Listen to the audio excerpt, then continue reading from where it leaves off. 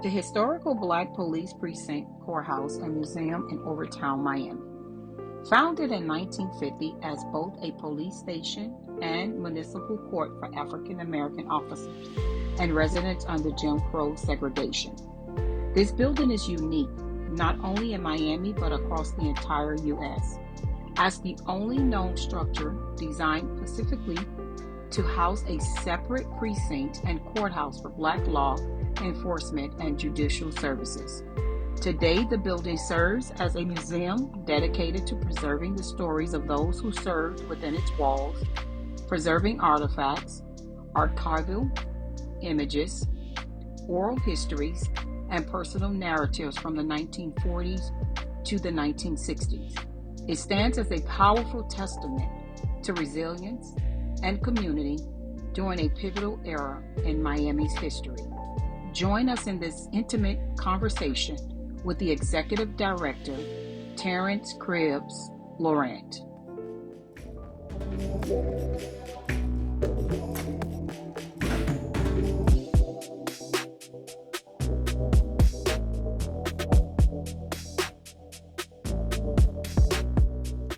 Hello and welcome to Love Speaks. I'm your host, Francois. I do this alongside my lovely wife, Lakeisha. Love speaks what love is, whether it is spiritually, currently, or culturally. Here on this podcast, we like to talk to individuals who have a strong love and a passion for whatever they're a part of and what they do. Hence, Love Speaks. I'm in school, and while in school, majoring in government, I have done a lot of research concerning Miami. One of the things I come to realize is that one particular culture or ethnic background is receiving a lot of credit for quote unquote building Miami. And one of the things that I know for sure is that particularly the African American community, the Bahamian community, the Haitian community, even the Jamaican community, all a part of our Black ancestors or people, we have done a lot to build things in Miami, Florida. I can recall my great grandmother being an entrepreneur and owning a store, a grocery store, doing things. My wife can also recall some of her family members who actually own things. As we enter this time of a lot of gentrification taking place, I'm noticing we're losing a lot of our history as African Americans or Blacks or Bahamians or Haitians. A lot of the areas in South Florida are being regentrified. We're losing culture. But I am extremely grateful that in spite of what has lost, there are some things that remain. There are some things that remain.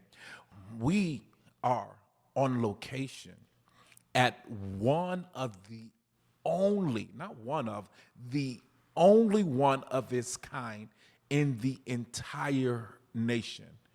I am here, and I'm going to let my guest introduce himself, but at the only Black police museum and courthouse. Please help me welcome my guest, Mr. Terrance Cribbs. Thank you. That was good. That was really good.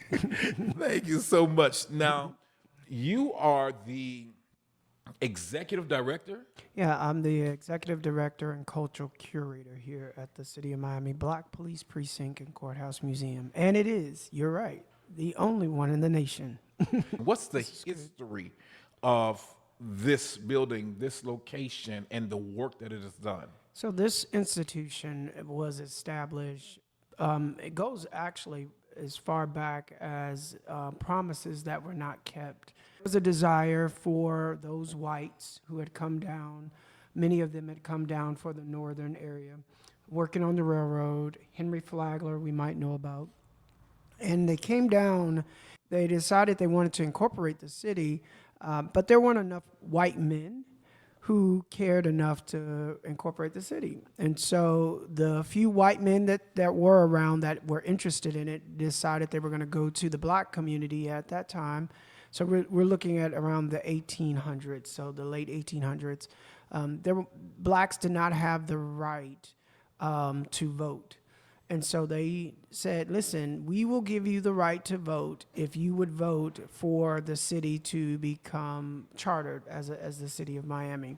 And so you will see the first 163, I think it's 63 or 62, signees on the charter for the city of Miami are black.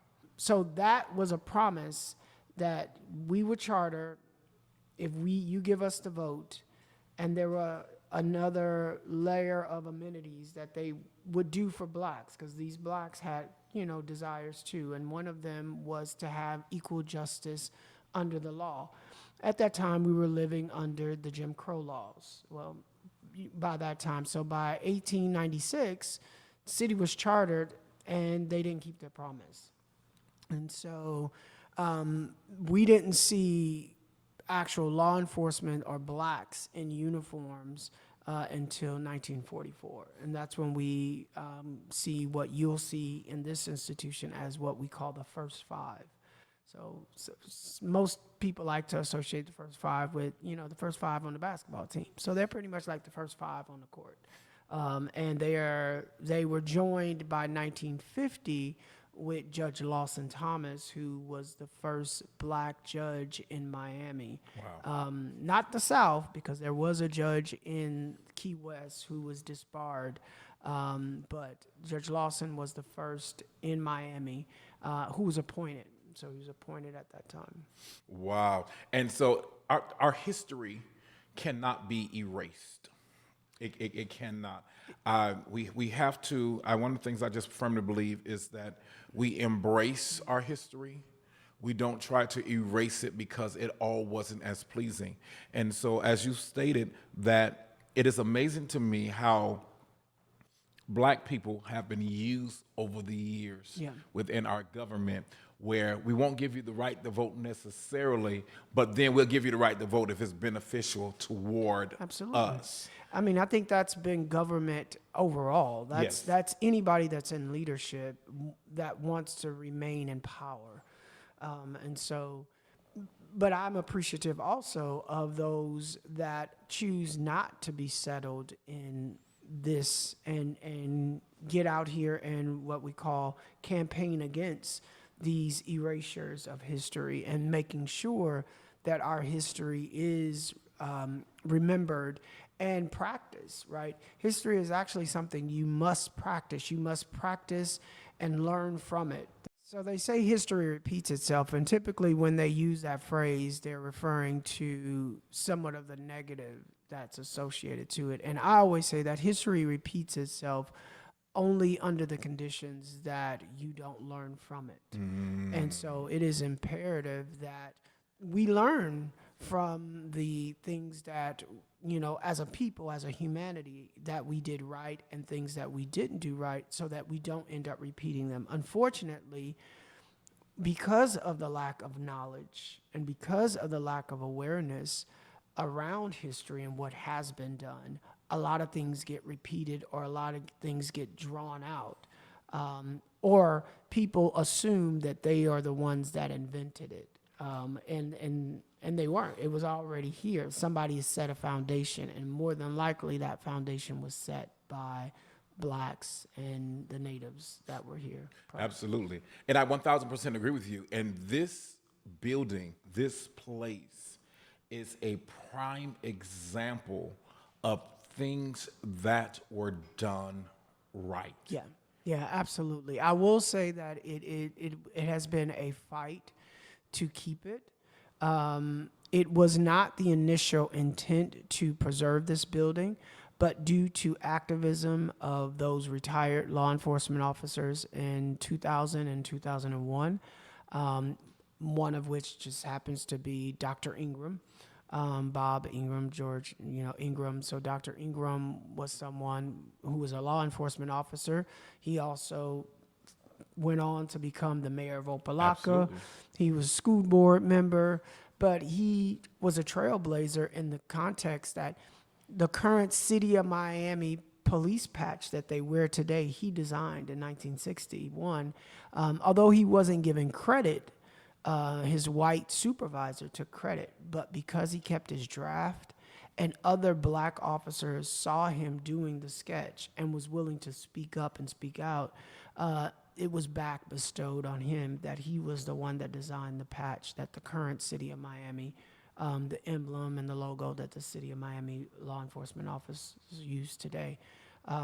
So they fought to preserve the building along with Arthur Teal.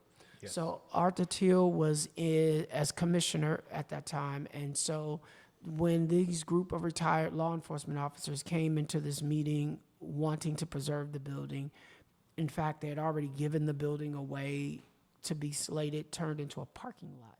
So what you're sitting in, and this is always a part of what I say when I experience tours, I like to tell them where you are standing may not have existed had it not been for people having the audacity and the courage to demand that it be saved. And so, and it was relationships, right? There was a relationship that Arthur Teal had to have had with Dr. Ingram prior to that helped him to, when he saw Dr. Ingram walk in and said, "Hey, are these guys with you?" And he said, "Yes, they're with me, and we are here to make sure that this building is protected." But again, it took them being the audacity, courage, and the tenacity to go before and say, "Hey, this is what we want to do." I commend you for helping to preserve the legacy that so many fought for. The names that I remember the Teal, and I remember, I want to say my oldest brother still has a proclamation that came from Teal in those days. I remember Mayor Ingram being the mayor of Opelika growing up, which shows the fight continues. Yes, it does. Yeah, and I think it's generational because I struggle, quite honest, I struggle with the idea that we've lost so many that have fought for equal rights and equity in all areas of our life, and I'm still doing the same thing. Yes. Right? And so it's almost harmful for me to believe or to think that I would be passing along this same responsibility to the next generation, your children, right? So it dare to ask the question, what did Dr. King get assassinated for? What did Malcolm X? What did, Marcus Garvey? What did these people do? What did, Shirley Chisholm and, Mahalia Jackson and, Fannie Lou Hamer, what did they do, all of what they done? What was it for? If we're still having to deal with the same situations, just in a different year. Absolutely. Just in a different time. So I say that we must continue to remind the next generation that we're only passing the baton. We're in a relay race. Yes. And I believe that relay race is for a lifetime. There's just this human almost cloud of concern over the people. And so you just have to keep doing your part and making sure you realize that every part that you put in does matter. Every vote that you make does matter, right? Every word, everywhere you decide to position your time and energy, it does matter. Lieutenant Otis Davis was the one who said, "Hey, listen, I like to see this building become a museum." And so there was this direct interest of preserving and protecting the historical documents and getting people to donate. So there was a lot of volunteer. All of those men that I mentioned and more volunteered a lot of hours in order to keep the doors open, to then do some of the work that we needed, like the paint, What you're seeing in this space now with even the frames, if you look closely, a lot of the pictures were not framed. They had nailed them to the wall. And so, putting frames, making it look, buying cases, and offering safe space for storytelling, right, could happen.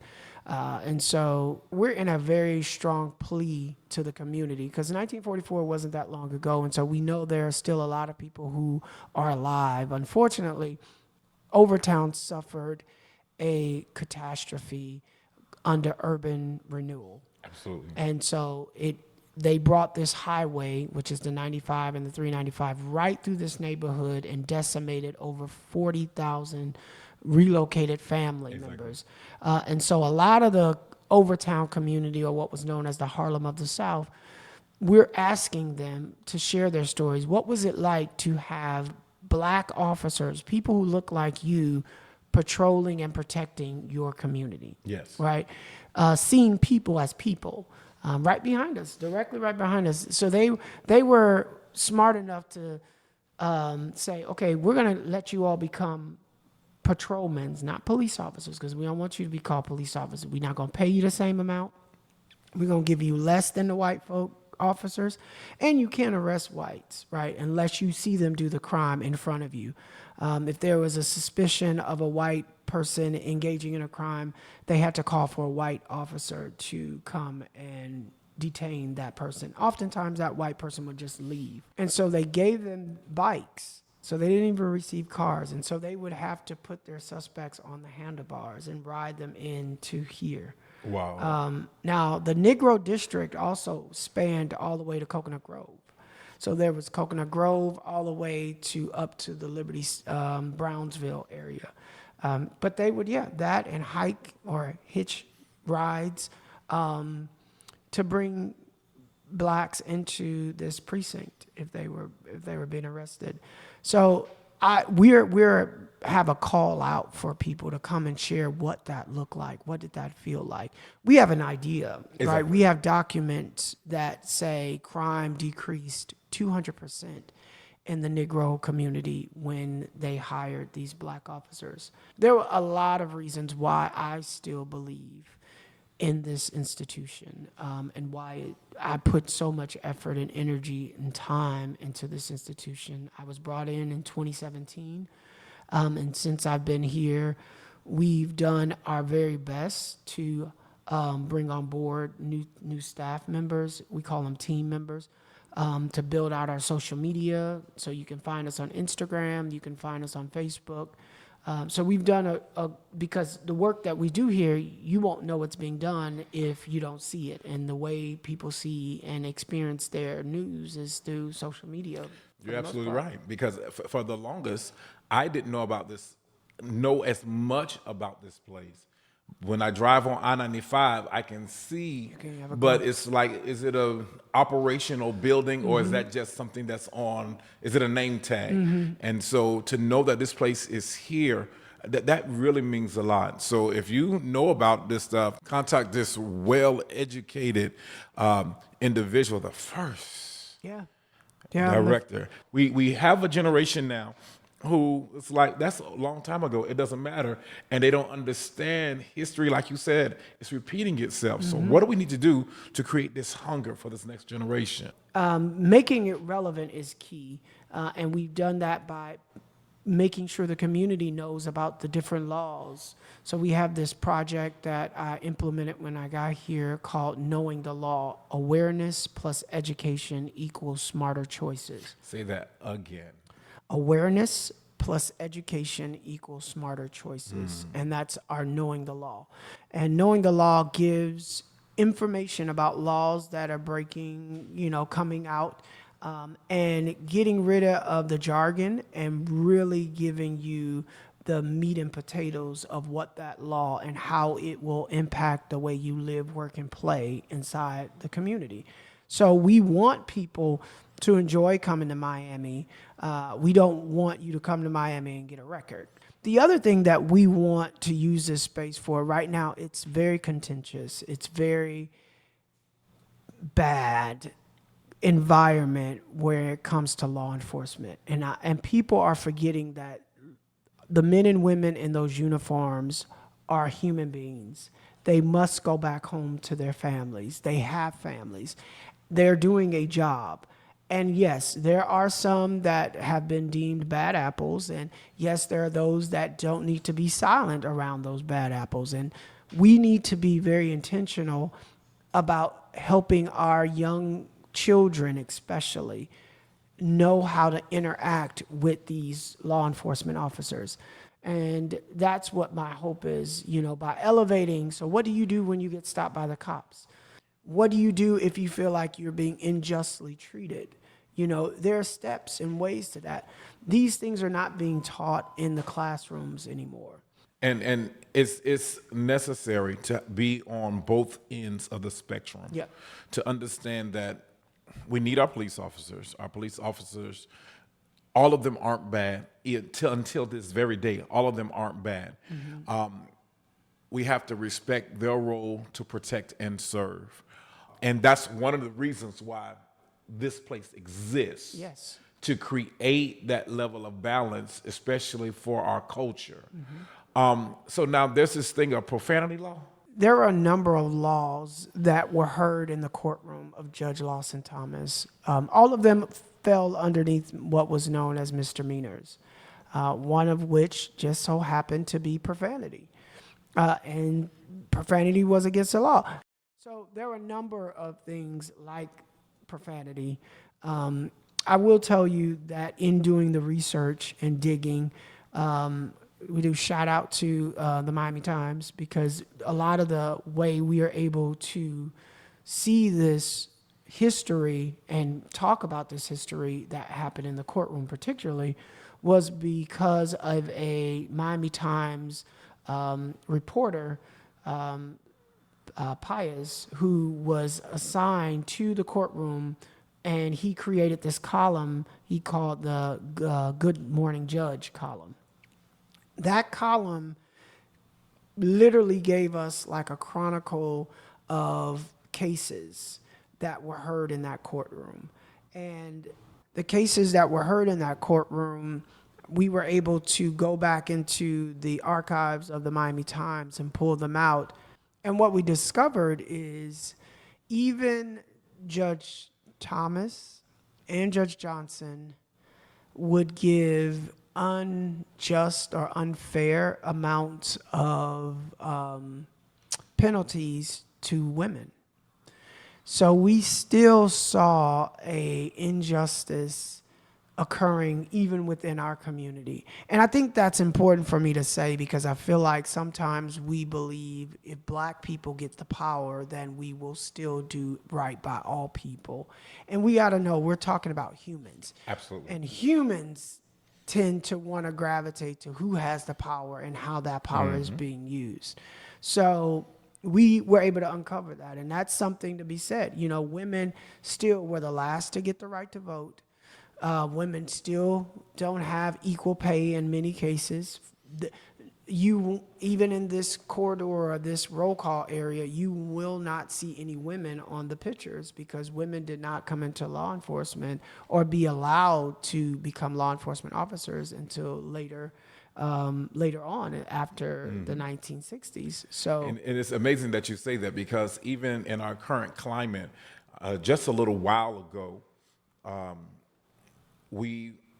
I'm watching from afar how one of the African American women, I believe captains or chiefs, chief is under scrutiny. Yeah. In a majority African American city for being discriminatory. Yeah. And it's amazing that after all this time passed, we still have a fight within law enforcement. We have to protect our law officers who are supposed to, in return, protect us. Yeah. So it's amazing to see how far we've come, but yet still how far we must continue to travel. How far we must go. Yeah, we're still crossing that Selma Bridge. Mm-hmm. I think Brother John Lewis, When he talked about good trouble, I feel like that was equivalent to the Sermon on the Mount. Yes. That was equivalent to I Have a Dream. That's equivalent to Malcolm X, the moments of Malcolm X. That good trouble we have to continue to get in. Yes. Right? Because we know it's the human nature to try and overturn and overthrow and insert beliefs and ideas. And, we weren't all born and raised by the same mom and dad. Absolutely. And so some people, cultures, do believe that women do not belong in certain positions.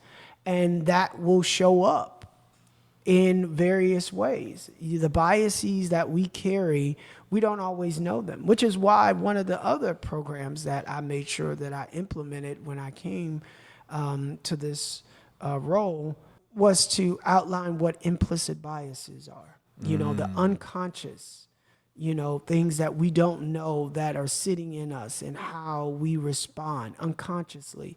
And not just from a police practice, but even medical doctors need to go through certain training around their biases about how they feel Black people can handle more pain, right? Black people, how they treat Black people may not be the same way they treat, other cultures. And so we address those implicit biases with the community. We want the community to know you have a bias against law enforcement. You have a bias. And so that's what happens. That chief of police, I know her personally. And I sent her my support. And so, this gives us a way to elevate. We know, we just had a situation that's going all around the internet right now with a law enforcement officer punching a Black boy in the face, and that department, and a Black chief coming out and saying, we're going to look at all the footage that we have. We're going to look at everything. But I think we always need to remember this.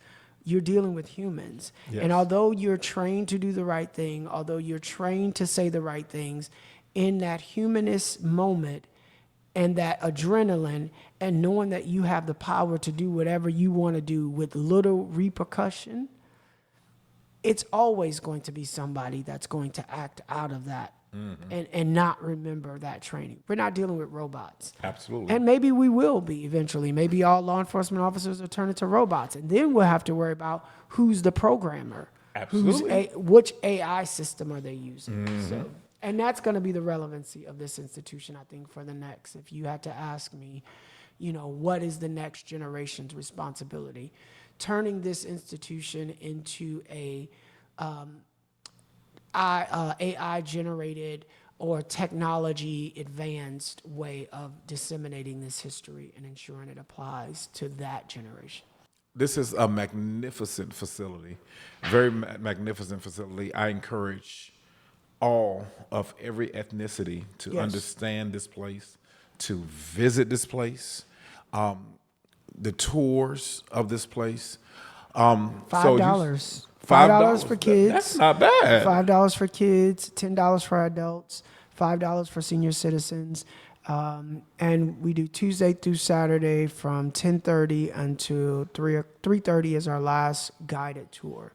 And that's what we give you a guided tour, and the guided tours outside of myself and a couple of the other civilians.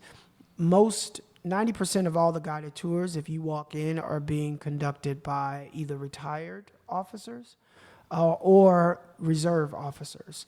So that means you get an opportunity to be one-on-one with an officer and ask questions. And that's the reason why we do it, because we believe they should be the ones taking you through the journey of this history.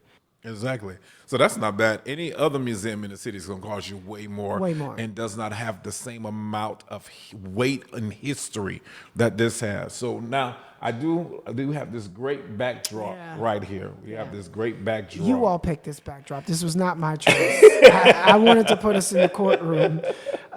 This part of the space. So we do feature the bike, which again, they were not immediately given cars, so they had to ride bikes, and their suspects on the handlebars. The memorial here is of officers who died in the line of duty. And a lot of them, transitioned because they weren't properly trained. Although they had to have more criteria and credentials than their white counterparts, Exactly. they still didn't have the street training that was needed or the equipment that was provided to the white officers. And so because they weren't allowed to go to the academy, we didn't see the first black officer go to the academy until 1960. 3 went, 1 finished, and that officer eventually rose to become the first black chief of City of Miami, which was Chief Clarence Dixon, which was in 1985. So unfortunately, many of these officers did perish doing the job that they had signed up for. What I like to highlight about this is, especially with youth that come, when we talk about black on black crime and where that phrase came out of, you have to remember that blacks were only relegated to live within certain communities. So if you have beef or you have disagreement with somebody, it's more than likely going to be the person that's within close proximity to you, which are blacks. And they labeled that black on black crime in order to heighten a hate for a group of people. You had white people murdering in their communities, Asian people, Jewish people, but they never called Jewish on Jewish crime. Exactly. So they do these things in order to label, in order to categorize, or to create a stereotype that presents a group of people in a harmful way. And they, if I can create this narrative, then it's going to make people fear you. Absolutely. And then I can create laws to protect those people who fear you, right? I can create these new laws. So then I can create laws like the urban renewal law, and I can create the war on drugs, Exactly. right? That really destroyed the black community and put a lot of black men and women behind bars for unviolent crimes. And so that's what I see this institution Exactly. as all doing. It's just really bringing all those things and debunking the stereotypes and the narratives. But yeah, Ferguson, Eugene Ferguson, Gerald Ferguson, was one of the first black officers that had the biggest funeral procession. Police came from all over when he was murdered. Out of all of the stories in these and how they transition, the one that strikes me the most is Millage, John Millage and his story. Now, I'm not going to tell you the story because I want you to come in and actually learn about the story. Exactly. But it's very interesting how Millage's murderer or killer was a 17 or 16-year-old boy who then, black at the time, who all of this happened over by Dorsey Park, which is another historic location where the black Negro baseball players used to play. And the story behind this and what the resolve of this, because they did eventually catch the killer of Millage, but just how that ended up being reconciled is fascinating to me, and the people who would have been on the other end of protecting Millage now were on the end of protecting the person who committed the crime. Mm-hmm. And I will say this because we're on Love Speaks. The person who did the killing went and changed their life around and was doing all these magnificent things in the community and serving. And they didn't continue to do crime. So when they brought them back, extradited them back to Miami, they didn't end up serving any time because of all the good they had done from the time they were 17 until, and it was multiple decades. It's like they were 50 by the time they brought them back to Miami. Wow. So it's unique in this story. But all of these things are our stories. And by knowing them, I think we move better in the community. We respect, more. I think we respect officers. Absolutely. I'm trying to bring back, so my biggest project right now, before I say, okay, I'm ready to, pass it on to the next, is to create a space where officer friendly comes back. If we're going to have black people in these uniforms, I need people to know that people are human. Yes. And I need, I've learned, I also need those black people who are in these uniforms that no wrong is being done to speak up and be protected and speak out, so that they don't continue to kill unjustly, or go beyond what their badge requires them to do in order to protect and serve. Exactly. I really appreciate your time. It sends chills through my body just to know that if my mother had lived, next year she would be 70 years old. And when she was born in 1956, police officers did not even have formal training. Mm-hmm. So we're not dealing with that long ago. Yep. We're not dealing with that long ago, which shows us that we still have a good way to go when it comes down to equality. I think, and I hate to say the word, but racism just wears a different mask nowadays. It does. But it still very much exists. But yet, even as African Americans, black people, Bahamians, Haitians, Jamaicans, even some of our Hispanic brothers and sisters, we still can be proud of our history to know we still survive. Yes. We still survive. And we're needed. We're needed on every end. Mm-hmm. We're needed as lawyers. We're needed as judges. We're needed as police officers. We're needed even as public service aides. Yep. We are needed because we know how to better govern our own community. Yes. Yeah. We know how to look at a situation and assess. Girl, you just got an attitude. Mm-hmm. Kill that real quick, please. Yeah. And know how to deal with that. Yeah. And so I commend you for the work you're doing. You're doing a phenomenal job. I'm trying. We're friends. We've known each other for a long time. Very. But I am so extremely proud of what you're doing, which is adding wisdom and knowledge and passing on, I would call generational wealth of knowledge. Yeah. Thank you. I'm glad that you all have chosen to use your time and your platform to elevate conversations that are not just from the pulpit. Love does speak, and it speaks now, and it speaks to the current, and this is an aspect. This is a act of love right here in this moment. So thank you. Well, that about wraps it up for Love Speaks. If you're visiting the South Florida area, if you live in the South Florida area, this is a must stop. Stop by the Black Police Museum and Courthouse right over here in Overtown. You will be full and enriched of great knowledge that you can walk away with great pride of, and it doesn't matter what your ethnicity is. This is a part of America's history. This is the only one in the entire United States of America. Love Speaks is what love is. Love is culturally, love is spiritually, love is connective, and love is current. And so we're so grateful to have you here. So do us a favor, like, share, subscribe on whatever platform that you have, and hit the notification button so every time that we come on, you know, hey, we are here. Every week we're releasing a new episode of great information, and we want you to be a part of it. We do all this with you in mind.